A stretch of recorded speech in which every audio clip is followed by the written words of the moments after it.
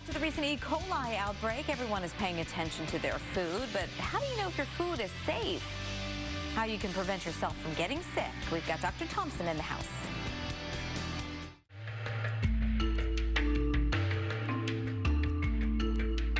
Let's talk wellness with Dr. Thompson, why don't we, this Monday morning? With the recent E. coli outbreak across the country, a lot of people are paying more attention to what to eat and how to eat it. It's not the only thing that you can catch. So how do you avoid getting sick from your food? Dr. Sharon Thompson from Central Phoenix Obstetrics and Gynecology here with some good advice to follow, because, you know, we've all been staying away from the romaine lettuce, but there are many ways to contract E. coli. You know, bacteria and viruses are part of our environment, and so it's inevitable that when food is prepared in such huge quantities to feed all of us, that there are going to be outbreaks episodically. Of course, you know, food producers try their best to have safety measures, etc. But in our homes, there are things we can do as well.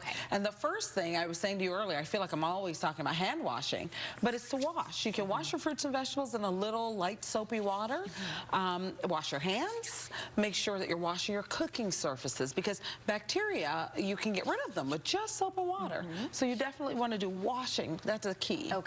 Another quick tip is to separate your meat from your other foods.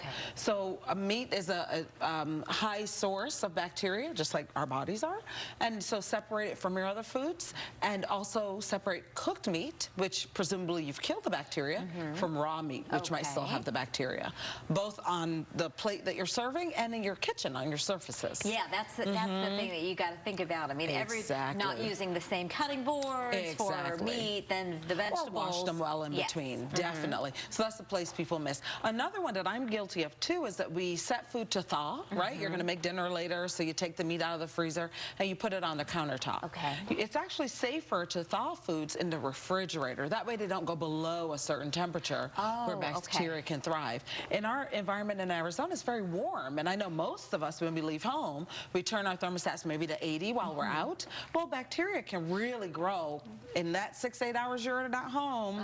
They can grow by several times. So you definitely want to keep things that should be refrigerated in the refrigerator. Do you have any idea how many times a day you wash your hands? A lot.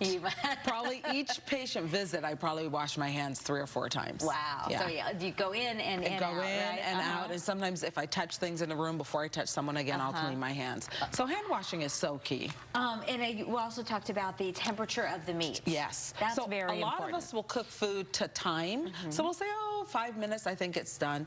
And it's probably better done to go to temperature, because you can look online, they're published, and you can find the appropriate temperatures that will destroy bacteria in certain foods. And if you get a food thermometer, you can stick it in your meat and know when it's reached that temperature, but then wash it. Oh, that's a good point. Don't stick it back in the drawer. How do you know when to visit the doctor if you've got food poisoning or feel sick from something you've eaten? So food poisoning is common, unfortunately. About 48 million people in the country get it every year, and it will generally cause nausea, vomiting, diarrhea, or a combination. And lasts for about 1 to 3 days. It goes away in 3 days, no problem. If it's lasting beyond 3 days, call your doctor. If you're having fevers, call your doctor. If you're not able to keep liquids down for more than a day, definitely call your doctor. You're going to be too dehydrated. You're too dehydrated. See, some of these symptoms, it sounds so much like influenza, that how do you know what you're dealing with? Yeah, sometimes you don't.